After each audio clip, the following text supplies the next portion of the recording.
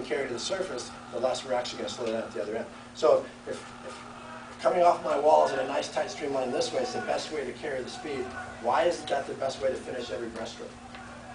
Very good breaststrokers are swimming fastest when they're gliding. Not when they're swimming, not when they're stroking, but actually when they're gliding. That's when they're moving the fastest. So that's what we want to do. So by forcing them to ride the glide, we call ride the glide a little bit longer, and a nice slow tempo, we're forcing them to get back into this stretch streamline position every stroke. And then once we got them thinking about being long out in front, then we can start dialing them back to find out what's going to be optimal for them. What's going to be the best stroke rate for the swimmer. But for the most part, it's very few people, at least in my experience, it's very few people that overglide their breaststroke. The novice and beginner and intermediate breaststrokers, it's very few of them that actually overglide their breaststroke. Most of them want to get going too fast, so they've actually got their hands back out in front of them before they've ever finished their kicks. So we'll use the tempo trainer to force them into a position where they have to really ride the glide. We'll use the I like to tether them sometimes on a tether and say, okay, put them on a bungee and say, you just have them kick in place. Okay, I want you to go 60 kicks at this tempo, or kick 2 minutes at this tempo, come in, dial it back down, go to a faster tempo. We'll change when they're swimming, and we can do the same thing either on a tether or on a board, but how to do the same thing. We talked about changing the focus on the freestyle, on the hand, the elbow, and the shoulder recovery. Do the same thing with breaststroke kick. Every beat, I want you to feel yourself clap and finish your kick, so you know you're finishing your kick all the way through. We'll do some 25s that way. And then we can say, okay, now what I want you to do is every time you hear a beat, we're going to work on heel speed to the butt. So when you hear the beat, you want to draw your feet up as quickly as you can to your butt. Okay? So that's probably the thing that's changed the most in breaststroke over the last few years is the heel speed, the hand speed going forward, and the heel speed to the butt.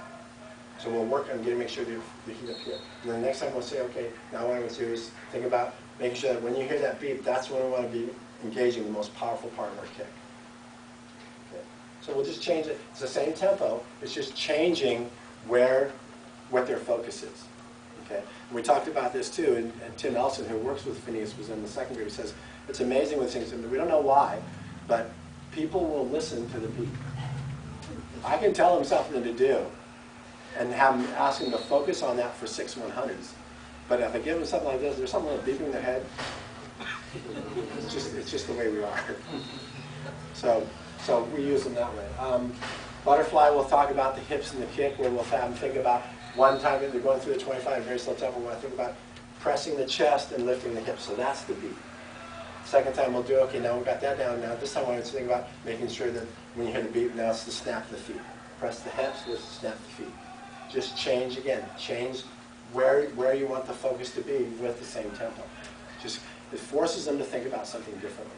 Because you tell most people to get the dolphin kick on their back or dolphin kick on their stomach, the process is the same.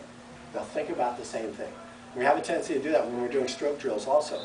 The tendency we always have to do is to do the stroke drills that we do best, because they feel good. We feel good doing them. But they're not the ones who are going to give us the most bang for our buck.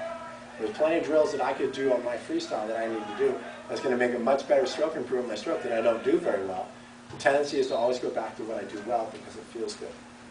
So by using something like this and just changing up what they're thinking about within the kick or what they're thinking about within the arm cycle, makes them change their focus a little bit to something they may not come up with or done on their own. Okay, any questions? Training variables. Number 3. These are just some creative things that you can do with a tempo trainer. And if you sat there not very long, you can come up with some of your own that are probably as good or better than these.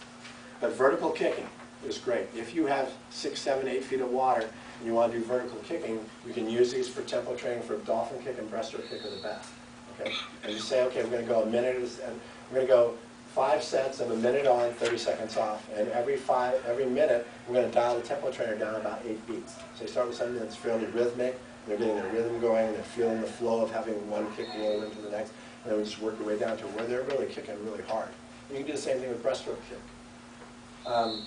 You can use it as for streamline, to work on extended streamline kicks off the wall. So you're swimming at a very moderate tempo. Say, but okay, when you come off every wall, I want you to hold your streamline kick underwater for 3 beats.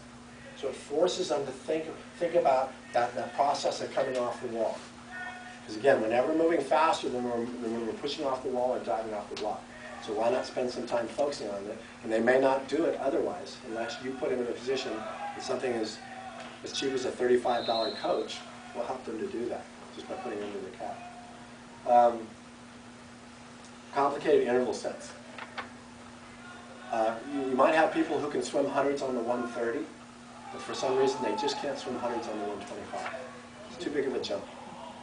And trying to do hundreds on the 123 on their own, logistically just won't work. But you can dial this. You have two modes.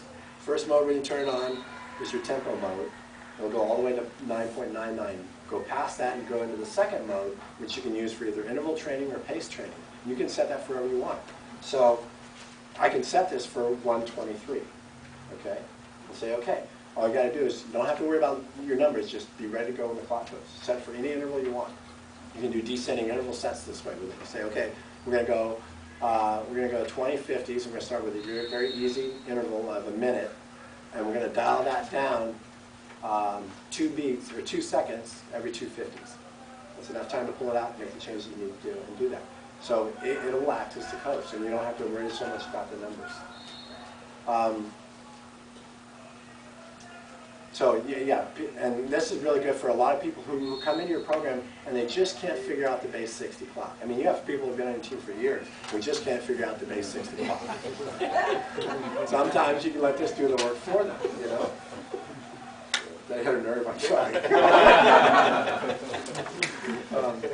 So you can say, you can do that. Another thing you can do as a coach, if I'm in a position, and we're fortunate enough that our workouts, we have 2 coaches on deck. So if I want to take a group aside and work specifically on breaststroke, stroke work, or something like that, I can give the mass group to my other coach, because there's a lot of people there who have no interest in doing breaststroke, stroke work. You know, I only get here 3 days a week, and my God, this isn't how I want to spend one of them. So it's okay, go over here and work with these guys. But you can do that. You can use this coach. If you have a group of people, if you're coaching by yourself, you have 2 groups, and you have a group of people that you want to do some instructional teaching with. And you have a group over here, say, okay, here, put these on. Set it here. Set it for 20 seconds. So I'm going to go 25 on 20, 50 on 40, 75 on the minute, 100 on 120. Go through that 6 times. You can design a set, let those people go. They're being coached.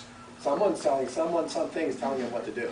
So they feel like they're being coached. And that frees up you to kind of work with the group that you want to work with. If you have a group of 6 or 8 swimmers that if you feel is compelled as a coach to do a teaching element, because that's what we do, and you're there by yourself and you just don't have the logistics to do it, let this help you by giving a group something to do. That's what I'm doing. I've used this for pre-race visualization. If you're one of those people who like to visualize your races before you go, so you close your eyes and you think about it, I've done it before where I do it with a stopwatch. And I try to visualize the stroke count and my race as I'm swimming it, and I'll use a stopwatch to see if I'm on track. And sometimes I am, sometimes I'm not. But I've used this too. If I know I want to go at a certain tempo, I can set it for that tempo, and I can visualize myself swimming at that tempo because I can hear the beat. I can set this for the exact pace that I want to hold. If it's 16 seconds per 25, I can visualize to myself swimming that butterfly in 10 or 11 strokes, hitting the wall and getting off the wall every 16 seconds. So if you're one of those people that like to visualize your races, and I think it's great. I think people who have a tendency to get really, really nervous before they swim, if they get into if they do some visualization before it, you go to the blocks a lot less nervous because you've already done the race. You've been through it and you know what it's like. And with me, I know it just gives me I go to the blocks a little bit more calm. And some of the best races I've ever had was when I did some good visualization. Not just that day, but building up to that day over the course of 3 to 4 weeks. And again, using the tempo trainer, I use this with my high school kids too. A small high school team that I coach, I have them visualize and just, you know the tempo you want to swim at, close your eyes, 2 heats before you go to the blocks, close your eyes and listen to it, to the tempo that you want to swim at. And they would do that.